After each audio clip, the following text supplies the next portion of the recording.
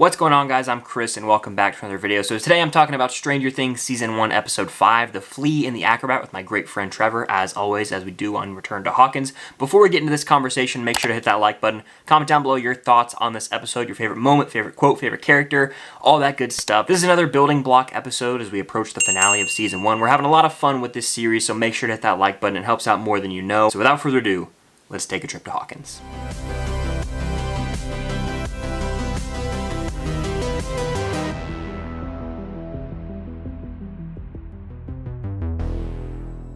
Ladies and gentlemen, welcome back to Hawkins. Today we're talking about Stranger Things Season 1, Episode 5, The Flea and the Acrobat. Trevor, how the hell are you doing?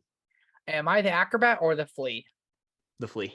Okay, I'll Because take you can it. go everywhere on the rope. I'm stuck now. But yeah, this is about the midway point, actually over the midway point now of Stranger Things Season 1. And this episode has a good bit to talk about. We get a lot more answers, more backstory on people. And yet again, the adults seem to carry this season, but I want to get your overall thoughts before we get further into this discussion. You nailed it on the head. The adults continue to carry this season. The adults' performances are great. What they're doing is great.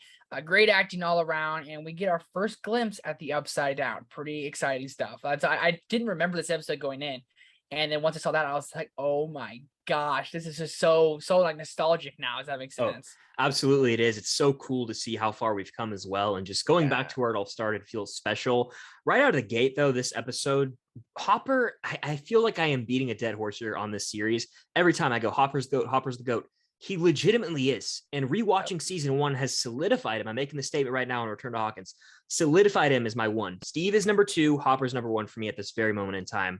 He is just the undisputed GOAT of the season. And we see him early on, full on detective mode. He's going and breaking into the Hawkins lab. And he has another great moment where he's talking to those two guards. And he's like, Dr. Brenner asked me personally. And he's like, who are you again? He's like, I'm Chief Jim Hopper. And then he punches the dude. I mean, you can't get better than that. Hopper's just full on Indiana Jones at this point, man. Yes, I love Hopper so much. Full detective mode. And when he goes to Joyce and he takes every light bulb out. And like hell looking for it. He's like, don't say anything. Like, they bugged my place. And like, you were right, Joyce. Like, the whole time you were right. It's not his body. Like, it was like just a chilling scene that like Joyce isn't crazy. And we still thought she was crazy. Just it's a great moment. Hopper, I'm thinking Hopper is my favorite character of the show. He's my favorite. Hey, I made the statement. Hell yeah, join the club, dude. Because I was like, Hopper's too. I'm like, no, 100%. Just from season 1 alone, I'm like, oh, dude, numero uno, 100%. No, yeah, absolutely. And rewatching the season has been special, seeing that for sure. You mentioned, obviously, he gets knocked out, and then we go into our title sequence. His place is bugged, and Hopper is starting to lose it, almost like Joyce right now, but in a different way. We get a really well-acted moment yet again from David Harbour here, where he calls up his ex-wife and he's like talking to her. That's arguably my favorite scene. We'll talk about favorite moment later, but he's talking to her and he's like, hey, I just wanted to say, like, I don't regret any of the 7 years or anything. And then you hear like a baby crying and it's like, it rips your heart out. And then he's like, you know what? I was drinking. I'm sorry. And hangs the phone. It's like, I just feel so bad for Hopper. And I always say this, I just want to give the man a hug. And I just want him to be happy. He just deserves to be happy. He honestly deserves to ride off in the sunset with Joyce, but we'll see if that happens in season 5. David Harbour and Hopper, I feel, is a great hugger. Like, you just feel safe in that guy's arms. You know, like, he's a teddy bear, man. Exactly. Come here, you big teddy bear. Couple things that bothered me this episode more than usual. It starts with M and it ends with E. It's Mike. I can't stand this kid, man. I'm just gonna hate on him for a second. Like, he speaks and it bothers me. Like, it just sounds like when you're like rubbing nails on a chalkboard. That's where I'm at with Mike right now. And you guys can flame me in the comments. I'm totally okay with that. But like, Mike is like, it makes me mad. Every time he speaks, I'm like, just shut up. Just shut your mouth, dude. He's not a good friend, really. Like, he's constantly yelling at everyone. He yells at Lucas. He yells at 11. He yells back at Lucas, and then 11 leaves. And he's like, where'd Elle go? It's like, yeah, you just screamed at her, bro. Like, I would have left too, you dick. No, yeah, I'd say moody. A lot of mood changes from Mike's character, right? Yeah. It's very strange. It's off-putting in a way. It makes him hard to fully like and embrace as a character, especially as someone who in the early episodes is like, seems like the heart of the group and such a great friend. It's weird, like early on, how this character kind of pivots so often, kind of off-putting, like I said, but we get a really kind of adventure vibe from the kids. They're walking on the railroad tracks through the woods, and that's like just early season 1 vibes, the fall vibes, you know, walking out in the woods. And I love Lucas and Dustin. I think they're one of my favorite slept on duos. 100p, especially for season 1. They're a very good duo. I would say of the boys in this first season, Lucas is by far the best actor. Mm-hmm. Like by He's far killing it, man. Because again, like we talked about, Dustin's a little sidelined. He has a little more to do here, which I'm fine with. Gaten showing his acting chops. He has the whole compass scene, which I love the way he delivers those lines. It just makes me laugh. And do you not know how compass works? Yeah, I think that's hilarious. He's just a little baby. How it's just are you so guys funny. that dense? It made me laugh so hard. He's got awesome lines like that. But I love, again, this show continuing to pull from the D&D lore with the Veil of Shadows and that being the whole upside down. We get a phenomenal scene with the teacher, Mr. Clark here, which is literally what the episode title is, The Flea and the Acrobat, where he kind of explains how there could be an upside down. And it reminds me of Interstellar, any movie where they explain like wormholes or any of that. Really well executed scene. And it kind of makes it more like understandable for the audience. It's a really complex concept, and it kind of dumbs it down for us in a way where we can get on board with it a little more. So I think that I have to give credit to the Duffer Brothers there. They just know what they're doing with this show. The older kids have a bit of a bigger role here as we get more with Jonathan, Steve, and Nancy, that trio. It seems as though Jonathan and Nancy are kind of bonding a little bit in a weird way.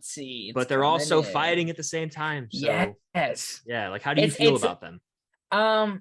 They're both going through a lot, so I can't really like. I always say like, well, Nancy's being kind of mean, but she lost her best friend Barb, and like she's being mean to Jonathan, but Jonathan's also like he lost his or he's being mean back to her, and he lost his little brother. So like there's a lot going on, a lot of speculation, and like, but you could tell like when people like mean play fight. I don't know if you just high school you remember that, but like, girls like and then boys kind of like mean play fight. It's always kind of like, oh, there's a little tension there, but there's a little spark. There's a little spark going, you know. And that's always like flirting, and it's always flirtatious. It's weird. I wasn't like that. I was like, hey, how's it going? My name's Trevor. But anyways, besides one. And Steve is like, he got served this episode, which I like. I don't like first season Steve. He's just a total jerk, and like he comes up to Nancy, and Nancy's like, you can just tell Nancy's not feeling the Stancy. She's not feeling that round. And that's actually one of, if not my favorite scenes in the episode, when he pulls up and he's like, hey, you want to go to the movies? You know, your guy for Risky Business, Tom Cruise, he's all the right moves is still playing, and he starts singing. I like him because it seems like he still gives a damn. And like, there's even a line from Nancy too, when she's having one of her arguments with Jonathan, talking about how like he was being protective of her with the camera. And like, I can see that. Like, that's what I'm saying. Like, yeah, he comes off very douchey, and that he does a damn good job of that. Joe Keery does. But at the same time, there's that charming quality to him. And that's something I've loved about Steve since day one, is I always try and see the best in him. A very open that he is a douche though. No, he 100% he's a douche, but you're very right. He is that charming guy. When he comes around, talks to Nancy, he's like, you know, he's like, oh, let's go see a movie, let's hang out. Yeah, he starts singing and tries to be funny and cute like he always does. But Nancy's not having it. And Steve turns around for the end of the season. Like we all know he does. And I'm excited to get to that point. Very excited to talk about that. How do you feel about the scene with Jonathan and Nancy like shooting the guns and kind of learning more about each other? Nancy revealing that like she doesn't even think her parents were ever in love, which is pretty obvious on the surface level. Whatever. Freaking Mike's dad name. What's his name? Tim? Ted Wheeler, man. What a bum. God, what a bum, bro. I freaking can't stand him. But they're just shooting the air between the cans, space between the cans, you know. That's a good fun scene to find out more about each other. And Lonnie's in this episode, I think the most of the entire show. Yep. And I will say the guy who plays Lonnie is a very good actor. Like he delivers like those hateful lines and everything. He tries to like be a dad to Jonathan, but him and Joyce are screaming at each other. I would say he outacts Winona Ryder here. Like how she says a couple things, I get kind of cringy. Like how she's like, "Get out!" I'm like, "Shut up." I think she fully commits. I love both those performances. I will say the line that's always been a standout in that argument is when he's like, "It could pay for Jonathan to go to college," and she was like, "Oh, don't pull that. Where'd she wanted to go?" And he's like, I don't know, but it'll pay for it. And she goes, NYU. He's wanted to go there since he was 6 years old. She's like getting in his space. I love a good yelling match, and that was one of the best acting scenes in the season. It's a very good scene. Yeah, it just you can just tell like divorced parents just don't really like each other that much, just screaming at each other back and forth. So it was well done. I just think just a couple of Joyce lines was a little like, oh. Fair enough. But 100% still a very, very good, compelling scene. I was on board with it 100%. Lonnie's a dick. They had the funeral this episode. Yeah. And the boys were talking the whole time. They continue to like just keep getting good. Like I always thought like these were as filler episodes, and this would be counted as a filler, but like I still enjoyed it. I still had fun. Each episode is another building block, another stepping stone towards the finale. It doesn't feel like we just took a step away from the main plot. It's like more is unfolding each week, I should say, each episode. And it just makes it all the more enjoyable. It really shows the Duffers know how to structure this show. You did mention the funeral. It's like a weird vibe because we know that Will's alive, but like everyone there is like sad. It's like, it's just very strange and eerie feeling. But I just love the way this episode ends. Like that's what really sets it home with me. Like you mentioned, we get to see the Upside Down from like the POV of a living character for the first time. That was it was great. And you see the Demogorgon turn, open its crazy ass mouth and stuff, eating, what is that, the deer? We don't really know. Yes. Yeah. But like turns around, you're like, oh my God, then it closes. And you're like, these little gates keep opening everywhere. And it gets me excited. Like I want to watch the next episode right now. I was like, oh dude, man, it's just great to be at the beginning when the stakes are the lowest because we don't know anything. It's nice change of pace for Stranger Things. No, it really is, and you can feel it's like small scale, but it still works. They go in on the horror vibes here near the end with the deer getting pulled out, Nancy stepping on the branch, and the Demogorgon turning. And then we get again a few more flashbacks with 11 that are kind of horror as well. She's running through like the pitch black screen with the water reflecting on the ground. I've always loved the creative decision of those shots when she's having those flashbacks to when she was put in the bath with Brenner. But a lot of horror vibes here, very small scale, and it ends, with Nancy being stuck. That's such a great cliffhanger. Like, is she dead? Is she with Barb now? The first time we saw it, we had no damn clue. 100%. And like, even now, it's like I forget where she goes from here. It just does a great job of keeping you guessing and keeping you on edge. And this is like probably the most horror centric episode. And you did quite a bit of flashbacks with Elle in this episode. I feel like we never talk about her like she's one of the main characters, but like we haven't talked about her really at all in this series. And she does have quite a bit to do with this one. Get to find out more about her. She's messing with the compasses for the boy. She throws Lucas off of Mike when they're fighting. Damn near kills Lucas, dude. Yeah, like all of a sudden it's like, geez, and then Mike's being a wishy-washy little boy. I can't stand the kid. He's like, it's his girlfriend. He loves her, but it's his best friend. So he's yelling at him. Then he's yelling at her. He's yelling at him. And I don't like Mike. Can you get that? No, yeah. That's such a well-acted scene when Lucas is getting in Mike's face and they're all kind of arguing over 11. So much tension established between these young kids. And we see their chemistry so early on in the show, man. It's fantastic. And another great episode. I wouldn't say it's my favorite. I would say 3, then 4. But this one might be up there for my 3rd favorite. What would you say your favorite moment or character in this episode is? Ooh, favorite character, I'm going with Hopper. I don't even care. Yeah. Hopper for me as well. He's just at this point in the show, man, Hopper's taken the reins. He's full on investigating the scene again where he calls his ex-wife. He's there for Joyce. So much to love with Hopper here. He's my favorite character for sure. Favorite scene, I'm gonna go with Mr. Clark explaining the Flea and Acrobat. Just a good scene, and the title's named after that. So like I like that a lot. It just puts lots of pieces together while it is kind of confusing. I like that a lot. If we're gonna do favorite quote, there was a couple in there. My favorite Joyce quote is in there when like, you might think I'm crazy, but I'm gonna leave these lights on until I know that Will's okay. That was a great Joyce quote. But there was one from Dustin.